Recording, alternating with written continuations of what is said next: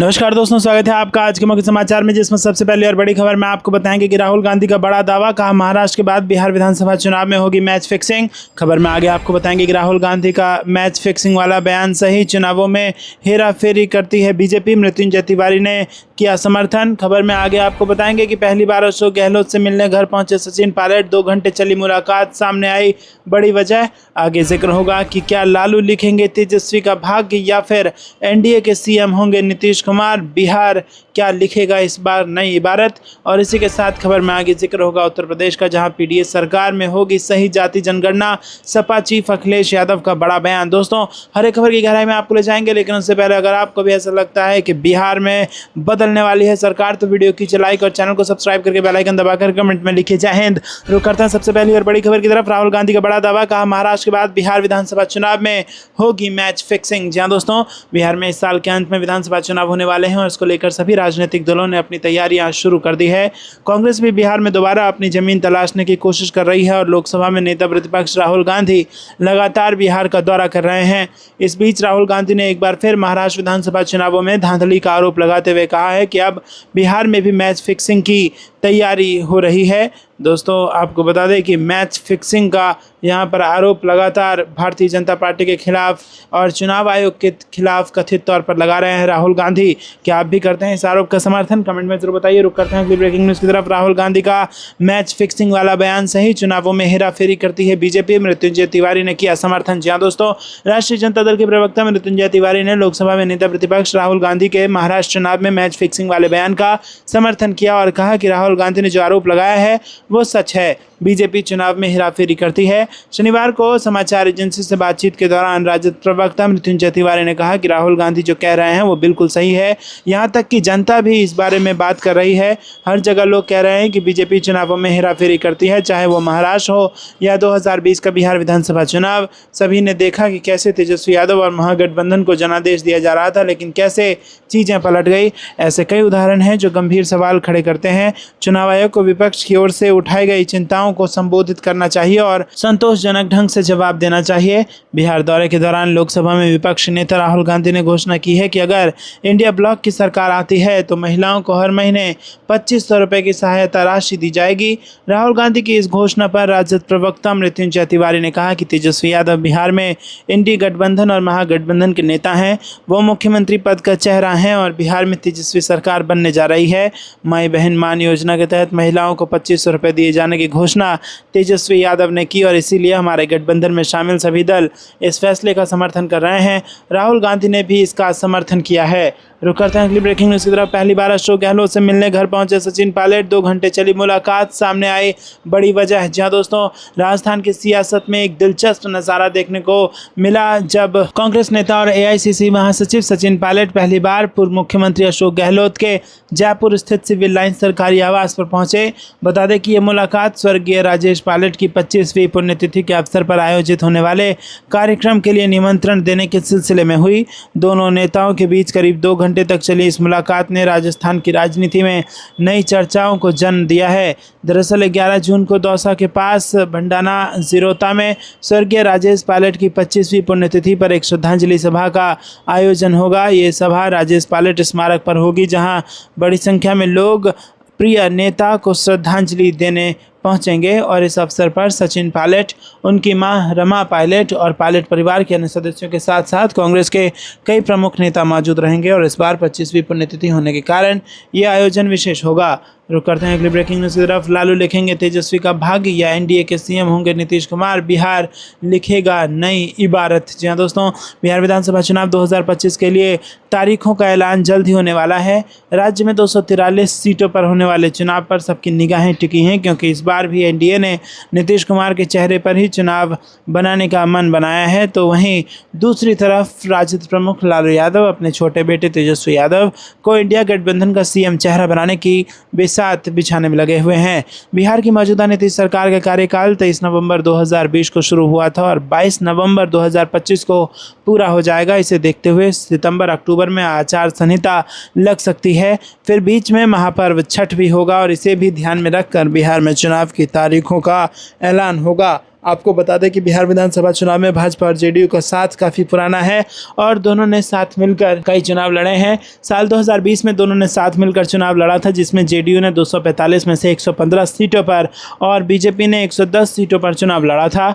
BJP को 47 सीटों पर जीत मिली थी और जेडीयू को 43 सीटों पर। सूत्रों के अनुसार एनडीए में इस बार के चुनाव के लिए सीट बंटवारे पर बात लगभग तय हो चुकी है और बता दें कि लोकसभा चुनाव में बीजेपी ने 17, जेडीयू ने 16, एलजेपी ने 5 और हम और राष्ट्रीय लोक मोर्चा ने एक सीट पर चुनाव लड़ा था और यही फार्मूला विधानसभा चुनाव में भी रह सकता है। रुक करते हैं अगली ब्रेकिंग न्यूज़ की तरफ। पीडीए सरकार में होगी सही जाति जनगणना, सपा चीफ अखिलेश यादव का बड़ा बयान। जी हाँ दोस्तों, जाति जनगणना को लेकर एक बार फिर से समाजवादी पार्टी के राष्ट्रीय अध्यक्ष अखिलेश यादव ने बयान दिया है और कहा है कि 2027 में पीडीए यानी कि पिछड़ा दलित अल्पसंख्यक सरकार में ही जाति जनगणना होगी। अखिलेश यादव ने कहा कि तभी सही तरीके से जाति जनगणना होगी। इस दौरान सपा प्रमुख अखिलेश यादव ने सुभाषपा विधायक अब्बास अंसारी की सदस्यता रद्द होने पर प्रदेश की योगी सरकार पर निशाना साधा। अखिलेश यादव ने कहा कि सिर्फ समाजवादियों की सदस्यता रद्द हो रही है, उनकी सदस्यता रद्द नहीं हो रही जो हमारा डीएनए पूछ रहे हैं। अखिलेश यादव ने उत्तर प्रदेश की योगी सरकार और पुलिस व्यवस्था पर भी तीखा हमला बोला है। उन्होंने आरोप लगाया कि सरकार जानबूझकर विपक्ष को दबाने के लिए पुलिस का दुरुपयोग कर रही है। अखिलेश यादव ने कहा कि पुलिस को भ्रष्ट कर दिया गया है और इसका इस्तेमाल समाजवादियों को निशाना बनाने के लिए किया जा रहा है। दोस्तों, आपको बता दें कि सपा प्रमुख ने कहा कि पुलिस को जब आप लोगों को दबाने का काम सौंपेंगे तो पुलिस भी मनमानी करेगी। विपक्ष और पुलिस के जरिए दबाव बनाया जा रहा है और पकड़ा पकड़ी का खेल चल रहा है। रुक करते हैं अगली ब्रेकिंग न्यूज़। पूर्व राज्यपाल सत्यपाल मलिक की हालत गंभीर, सरकार से की अपील। जी हाँ दोस्तों, आपको बता दें कि जम्मू कश्मीर के पूर्व राज्यपाल सत्यपाल मलिक को फिर से आईसीयू में शिफ्ट किया गया है। उनकी हालत बहुत गंभीर होती जा रही है और उनके सोशल मीडिया हैंडल से किए गए पोस्ट में इसकी जानकारी दी गई है। उन्होंने आरोप लगाया कि सरकार उन्हें फंसाने के बहाने ढूंढ रही है। सत्यपाल मलिक ने एक्स पर लिखा कि मैं पिछले लगभग 1 महीने के करीब से अस्पताल में भर्ती हूं और किडनी की समस्या से जूझ रहा हूं। परसों सुबह से मैं ठीक था, लेकिन आज फिर से मुझे आईसीयू में शिफ्ट करना पड़ा। मेरी हालत बहुत गंभीर होती जा रही है। मैं रहूं या ना रहूं, इसलिए अपने देशवासियों को सच्चाई बताना चाहता हूं। इसके आगे उन्होंने कहा कि जब गवर्नर के पद पर था तो उस समय मुझे 150 करोड़ रुपए की रिश्वत की पेशकश भी हुई, परंतु मेरे राजनीतिक गुरु किसान मसीहा स्वर्गीय चौधरी चरण सिंह जी की तरह ईमानदारी से काम मैं करता रहा और मेरा ईमान वो वहाँ भी नहीं डिगा सके। पूर्व राज्यपाल ने लिखा कि जब मैं गवर्नर था उस समय किसान आंदोलन भी चल रहा था। मैंने बगैर राजनीतिक लोभ लालच के पद पर रहते हुए किसानों की मांग को उठाया। फिर महिला पहलवानों के आंदोलन में जंतर मंतर से लेकर इंडिया गेट तक उनकी हर लड़ाई में उनके साथ रहा। पुलवामा हमले में शहीद वीर जवानों के मामले को उठाया, जिसकी आज तक इस सरकार ने कोई जांच नहीं करवाई। इसके साथ ही उन्होंने कहा कि सरकार मुझे सीबीआई का डर दिखाकर झूठे चार्जशीट में फंसाने के बहाने ढूंढ रही है। जिस मामले में मुझे फंसाना चाहते हैं उस टेंडर को मैंने खुद निरस्त किया था। मैंने खुद प्रधानमंत्री जी को बताया था कि इस मामले में करप्शन है और उन्हें बताने के बाद मैंने खुद उस टेंडर को कैंसिल किया। मेरा तबादला होने के बाद मैं किसी अन्य के हस्ताक्षर से ये टेंडर हुआ। मैं सरकार को और सरकारी एजेंसियों को बताना चाहता हूं कि मैं किसान कौम से हूं। मैं ना तो डरने वाला हूं और ना ही झुकने वाला हूं। अपने पोस्ट में उन्होंने ये भी लिखा कि सरकार ने मुझे बदनाम करने में पूरी ताकत लगा दी। अंत में मेरा सरकार से और सरकारी एजेंसियों से अनुरोध है कि मेरे प्यारे देश की जनता को सच्चाई ज़रूर बताना कि आपको छानबीन में मेरे पास क्या मिला। हालांकि सच्चाई तो यह है कि 50 साल से अधिक लंबे राजनीतिक जीवन में बहुत बड़े बड़े पदों पर देश सेवा करने का मौका मिलने के बाद आज भी मैं एक कमरे के मकान में रह रहा हूं और कर्ज में भी हूं। अगर आज मेरे पास धन दौलत होती तो मैं प्राइवेट हॉस्पिटल में इलाज करवा लेता। तो दोस्तों, बेहद ही भावुक पोस्ट यहाँ पर और एक सनसनीखेज पोस्ट भी यहाँ पर कहा जा सकता है सत्यपाल मलिक का यहाँ पर देखने को मिला। रुक करते हैं ब्रेकिंग न्यूज़ तरफ। ऐतिहासिक ईदगाह में ईद की नमाज की अनुमति नहीं, मुख्यमंत्री उमर अब्दुल्ला का बयान। जहाँ दोस्तों आपको बता दें कि जम्मू कश्मीर में अधिकारियों ने शनिवार को पुराने शहर की ऐतिहासिक जामिया मस्जिद में ईद की नमाज अदा करने की अनुमति नहीं दी। साथ कश्मीर के मुख्य मौलवी मीरवाइज उमर फारूक को भी नज़रबंद कर दिया और अंजुमन औकाफ जामा मस्जिद ने यहाँ ये जानकारी दी। जामिया मस्जिद मामलों की प्रबंध समिति ने कहा कि अधिकारियों ने एक बार फिर श्रीनगर ईदगाह और साथ ही ऐतिहासिक जामा मस्जिद श्रीनगर में ईद उल अजहा की नमाज की अनुमति नहीं दी। मस्जिद के दरवाजे बंद कर दिए और बाहर पुलिसकर्मियों को तैनात कर दिया। परंपरागत रूप से ईद की नमाज ईदगाह में सामूहिक रूप से अदा की जाती है। दोस्तों, बयान में कहा गया है कि आज सुबह फज्र की नमाज भी जामा मस्जिद में नहीं पढ़ी जा सकी क्योंकि दरवाजे बंद थे। दोस्तों, आपको क्या कुछ लगता है कमेंट में जरूर बताइए। वीडियो को लाइक नहीं किया तो लाइक जरूर कीजिएगा। रुक करते हैं अगली ब्रेकिंग न्यूज़ की तरफ। दलित पिछड़ों का मुद्दा उठाकर जीत के करीब जाना चाहते हैं राहुल गांधी। सीएम नीतीश के गढ़ में उनके साइलेंट वोटर्स पर अटैक। लोकसभा पैटर्न पर कांग्रेस जीतना चाहती है बिहार चुनाव। जी हाँ दोस्तों, आपको बता दें कि कांग्रेस नेता राहुल गांधी बिहार के दौरे पर हैं और उनका नालंदा और गया में कार्यक्रम चल रहा है। राहुल गांधी सीएम नीतीश के गढ़ में अत्यंत पिछड़ा वर्ग सम्मेलन कर रहे हैं और वो सीधे नीतीश कुमार को चुनौती देते हुए बिहार में नंबर 1 विपक्षी पार्टी के रूप में दिखना चाहते हैं। और इसी के साथ जो सियासी समीकरण वहां पर नया सोशल एक्सपेरिमेंट करके भारतीय जनता पार्टी और जेडीयू की नींद उड़ाने की राह पर आगे बढ़ चली है कांग्रेस पार्टी, या फिर यूं कहिए कि महागठबंधन। क्या आपको भी ऐसा लगता है कि महागठबंधन इस बार बिहार में सफल हो जाएगी? कमेंट में अपनी राय जरूर बताइए और वीडियो को लाइक जरूर कीजिएगा। रुक करते हैं अगली ब्रेकिंग न्यूज़ की तरफ। नीतीश को डुबाने का ओवैसी प्लान तैयार। क्या राहुल गांधी और लालू यादव बनेंगे समझदार और उड़ाएंगे बीजेपी की नींद? जी हां दोस्तों, बिहार की सियासी राजनीति में असदुद्दीन ओवैसी की पार्टी एआईएमआईएम ने इशारों में कांग्रेस और आरजेडी के साथ गठबंधन करने के संकेत दे डाले हैं, लेकिन गठबंधन को लेकर एक शर्त की भी चर्चा हो रही है। ओवैसी की पार्टी चाहती है कि आरजेडी और कांग्रेस सीमांचल में अपनी हिस्सेदारी छोड़ दे, यानी ओवैसी की पार्टी सीमांचल की सारी सीटों पर अपना उम्मीदवार उतारना चाहती है। एआईएमआईएम सीमांचल की सभी 24 विधानसभा सीटों पर महागठबंधन में शामिल होकर चुनाव लड़ना चाहती है।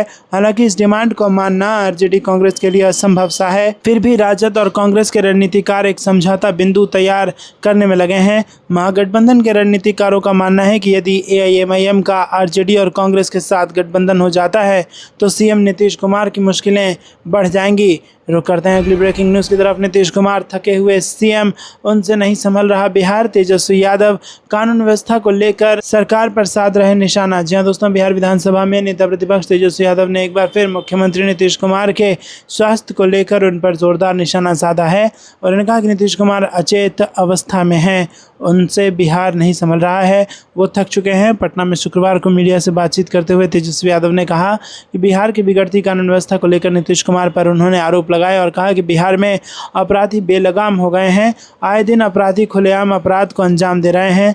मुझे नहीं पता है कि सरकार कौन सा नशा कर सोई हुई है और यहाँ पर दुष्कर्म की घटनाएं होती हैं तो उप मुख्यमंत्री शपथ कसम खिलाने का काम कर रहे हैं। बिहार की ये स्थिति ये बन गई है, इसे महाजंगल राज ना कहा जाए तो क्या कहें। तेजस्वी यादव ने बिहार की चरमराई अस्पताल व्यवस्था पर नीतीश सरकार को घेरते हुए कहा कि अस्पताल में भ्रष्ट अधिकारियों पर कोई कार्रवाई नहीं हो रही है। एक अधिकारी जिसे हमारी सरकार के गिरने के बाद ही एक्सटेंशन दिया गया, सवाल ये है कि उस अधिकारी से कोई और काबिल अधिकारी नहीं जो पीएमसीएच चला सके। एम्स में स्थिति यह है कि लोग सड़कों पर लेटने को मजबूर हैं क्योंकि एम्स में लोगों को बेड नहीं मिल रहा है। केंद्र और राज्य सरकार में माफिया हावी हैं और उन्हें जनता की परेशानी से कुछ भी लेना देना नहीं है। राज्य सरकार पीड़ा देने का काम कर रही है। रुक करते हैं अगली ब्रेकिंग न्यूज़ की तरफ। राजस्थान सरकार के 1.5 साल के कार्यकाल पर सचिन पायलट का कटाक्ष, बोले सिर्फ धुआं फेंक रहा है डबल इंजन सरकार का इंजन। जी हाँ दोस्तों, कांग्रेस के राष्ट्रीय महासचिव सचिन पायलट ने राजस्थान सरकार के 1.5 साल के कार्यकाल पर कटाक्ष करते हुए शुक्रवार को कहा कि डबल इंजन सरकार का इंजन केवल धुआं फेंक रहा है। उन्होंने कहा कि राज्य में अधिकारी हावी हैं और मनमर्जी से काम होता है। पायलट ने टोंक में मीडिया से बातचीत में एक सवाल के जवाब में कहा कि पूरा देश ये जान चुका है कि बीजेपी की डबल इंजन की सरकार का इंजन केवल धुआं फेंक रहा है, कामयाब नहीं हो रहा है।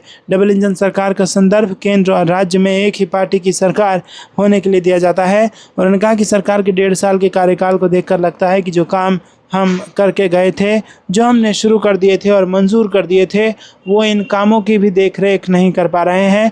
रुक करते हैं अगली ब्रेकिंग न्यूज़ की तरफ। सिंदूर के सौदागर चुप क्यों हैं? पीएम मोदी की विदेश नीति पर सुप्रिया श्रीनेत का वार। ट्रंप पुतिन से सीज फायर डील का किया खुलासा। जी हाँ दोस्तों, आपको बता दें कि कांग्रेस की राष्ट्रीय प्रवक्ता सुप्रिया श्रीनेत ने शुक्रवार को एक तीखी प्रेस कॉन्फ्रेंस कर प्रधानमंत्री नरेंद्र मोदी की विदेश नीति, राष्ट्रीय सुरक्षा और कूटनीति पर गंभीर सवाल उठाए। उन्होंने अमेरिका, रूस, चीन, पाकिस्तान और अन्य देशों के साथ भारत के हालिया संबंधों का हवाला देते हुए मोदी सरकार पर राष्ट्रीय हितों के साथ समझौता करने का आरोप लगाया। श्रीनेत ने अमेरिका के पूर्व राष्ट्रपति डोनाल्ड ट्रंप के बयानों का हवाला देते हुए कहा कि उन्होंने 9 वीडियो और 2 ट्वीट्स में दावा किया है कि भारत और पाकिस्तान के बीच सीज फायर उन्हीं की मध्यस्थता मध्यस्थता से हुआ। श्री नेत ने कहा कि यह हमारी संप्रभुता पर सीधा हमला है, लेकिन सिंदूर के सौदागर नरेंद्र मोदी चुप हैं। उन्होंने आरोप लगाया कि प्रधानमंत्री मोदी हर विषय पर बात करने को तैयार हैं, लेकिन ट्रंप के इन 11 बयानों पर उनकी चुप्पी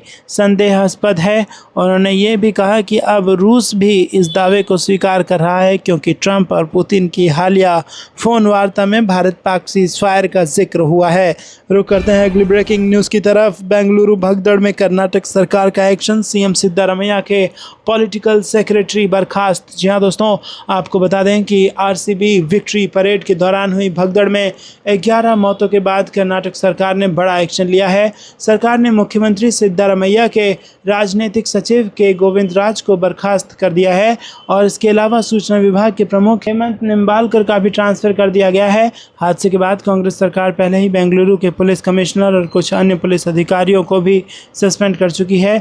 बता दें कि आईपीएल विजेता टीम आरसीबी की जीत के बाद मनाए जा रहे जश्न के दौरान बुधवार को चन्ना स्वामी स्टेडियम के पास भगदड़ हो गई थी और इस भगदड़ में 14 साल की एक लड़की सहित 11 लोगों की मौत हो गई थी और 47 लोग घायल हो गए थे।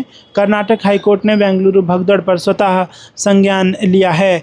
रुक करते हैं अगली ब्रेकिंग न्यूज़ की तरफ। भारत की अपराध राजधानी बन गया है बिहार, कभी शांति और न्याय की भूमि माना जाता था, राहुल गांधी का बयान। जी हाँ दोस्तों, लोकसभा में नेता प्रतिपक्ष राहुल गांधी ने शुक्रवार को बिहार में कानून व्यवस्था की स्थिति को लेकर नीतीश कुमार के नेतृत्व वाली एनडीए सरकार की आलोचना की और आरोप लगाया कि कभी शांति और न्याय की भूमि माना जाने वाला बिहार अब भारत की अपराध राजधानी बन गया है। भाजपा और नीतीश जी ने बिहार को ज्ञान की भूमि से गिराकर भारत का क्राइम कैपिटल बना दिया है। वहीं दोस्तों, नीतीश कुमार के गृह जिला नालंदा के राजगीर में संविधान सुरक्षा सम्मेलन को संबोधित करते हुए राहुल गांधी ने प्रधानमंत्री नरेंद्र मोदी पर निशाना साधते हुए कहा कि सैन्य संघर्ष के दौरान भारत और पाकिस्तान के बीच शांति स्थापित करने के अमेरिकी राष्ट्रपति डोनाल्ड ट्रंप के दावों पर मोदी ने चुप्पी साधे रखी। रुक करते हैं कि ब्रेकिंग न्यूज़ की तरफ। समर्थकों के साथ वीआईपी में शामिल हुए जेडीयू नेता doctor Sunil Singh, party chief Mukesh Sahni ने किया स्वागत। जहां दोस्तों, विकासशील इंसान पार्टी द्वारा आयोजित मिलन समारोह में शुक्रवार को बड़ी संख्या में डॉक्टरों ने वीआईपी का दामन थाम लिया। बिहार इंडियन मेडिकल एसोसिएशन के उपाध्यक्ष और जेडीयू के नेता रहे डॉक्टर सुनील कुमार सिंह ने इस मिलन समारोह में अपने समर्थकों के साथ वीआईपी की सदस्यता ग्रहण की और नई पारी की शुरुआत की। इसके अलावा डॉक्टर अमिताभ सिन्हा और डॉक्टर विनोद कुमार ने भी अपने समर्थकों के साथ वीआईपी की नीतियों के प्रति अपनी निष्ठा व्यक्त करते हुए पार्टी की सदस्यता ग्रहण की। वीआईपी के संस्थापक और बिहार के पूर्व मंत्री मुकेश साहनी ने पार्टी में आने वाले सभी लोगों की सदस्यता ग्रहण करवाई और पार्टी में स्वागत किया और इस मिलन समारोह में पार्टी के राष्ट्रीय प्रवक्ता देव ज्योति, अर्जुन सहनी, सुमन सहनी, सुनील निषाद सहित बड़ी संख्या में पार्टी के पदाधिकारी और कार्यकर्ता मौजूद थे। रुक करते हैं अगली ब्रेकिंग न्यूज़ की तरफ। यूपी में बिजली निजीकरण पर संग्राम, 66 साल पुरानी व्यवस्था लागू करने की कोशिश, कर्मचारियों को क्यों है आपत्ति। आपको बता दें दोस्तों कि उत्तर प्रदेश में बिजली के निजीकरण को लेकर विवाद गहराता जा रहा है। राज्य सरकार की ओर से बिजली व्यवस्था को निजी हाथों में देने की योजना का बिजली कर्मचारियों और यूनियन नेताओं ने जोरदार विरोध किया है। बिजली के कर्मचारी संगठनों का आरोप है कि पावर कॉरपोरेशन प्रदेश को 66 साल पीछे ले जा रहा है और उस व्यवस्था को फिर से लागू करना चाहता है जिसे सरकार ने 1959 में समाप्त कर दिया था। दोस्तों, रुक करते हैं ब्रेकिंग न्यूज़ की तरफ। बीजेपी के नए अध्यक्ष को लेकर अभिषेक मनु सिंघवी ने की बड़ी भविष्यवाणी और लिया बड़े नेता का नाम। जी हाँ दोस्तों, बीजेपी जल्द ही अपने नए अध्यक्ष का ऐलान कर सकती है। नया चेहरा जेपी नड्डा की जगह लेगा और इस बीच वरिष्ठ वकील और कांग्रेस के नेता अभिषेक मनु सिंघवी ने बीजेपी के नए चेहरे को लेकर बड़ी भविष्यवाणी की है। उन्होंने कहा कि अगले बीजेपी अध्यक्ष के लिए चर्चा में चल रहे नामों में से मैंने 2 महीने से भी ज़्यादा पहले भविष्यवाणी की थी कि हरियाणा के पूर्व सीएम मनोहर लाल खट्टर होंगे और वो पीएम के सबसे करीबी विश्वास पात्र हैं। जी हाँ दोस्तों, आपको बता दें कि सिंघवी ने कहा कि मैंने ये बात अभी नहीं कही बल्कि कई महीने पहले ही कही थी। देखते हैं कि मैं गलत हूं या नहीं। मनोहर लाल खट्टर करीब 9 साल तक हरियाणा के मुख्यमंत्री रहे। पिछले साल विधानसभा चुनाव से ठीक पहले उन्होंने मंत्री पद से इस्तीफा दे दिया और वो फिर लोकसभा के चुनाव लड़े और मोदी सरकार में मंत्री बने। अब सिंघवी के दावों के बाद देखना दिलचस्प होगा कि खट्टर बीजेपी के अध्यक्ष की कमान संभालते हैं या मंत्री बने रहते हैं। आपको क्या लगता है दोस्तों, कमेंट में जरूर बताइए। वीडियो को लाइक नहीं किया तो लाइक जरूर कीजिएगा। रुक करते हैं अगली ब्रेकिंग न्यूज़ की तरफ। सवालों से भाग रही सरकार, कांग्रेस ने 47 दिन पहले सत्र की घोषणा पर उठाए सवाल। 31 जुलाई से शुरू होगा मानसून सेशन। जी हाँ दोस्तों, विपक्ष की पुरजोर मांग के बाद भी केंद्र सरकार ने संसद का विशेष सत्र बुलाने से इनकार कर दिया है। इसके साथ ही सरकार ने मानसून सत्र की तारीखों का ऐलान कर दिया है और इसके बाद फिर से कांग्रेस ने सरकार की नीयत पर सवाल उठाए हैं। कांग्रेस ने कहा कि सरकार सवालों से भाग रही है और उसे 6 हफ्ते बाद शुरू होने वाले मानसून सेशन में और भी कठिन प्रश्नों के उत्तर देने पड़ेंगे। कांग्रेस नेता जयराम रमेश ने सोशल मीडिया साइट एक्स पर इस संबंध में पोस्ट कर केंद्र सरकार पर निशाना साधा। जयराम रमेश ने लिखा कि आमतौर पर संसद सत्र का ऐलान कुछ दिन पहले होता है। आज तक कभी भी 47 दिन पहले सत्र की तारीख नहीं बताई गई थी। ये सब केवल पहलगाम हमले, सिंगापुर में CDS के खुलासे और डोनाल्ड ट्रंप के दावे से जुड़े सवालों से बचने के लिए किया गया।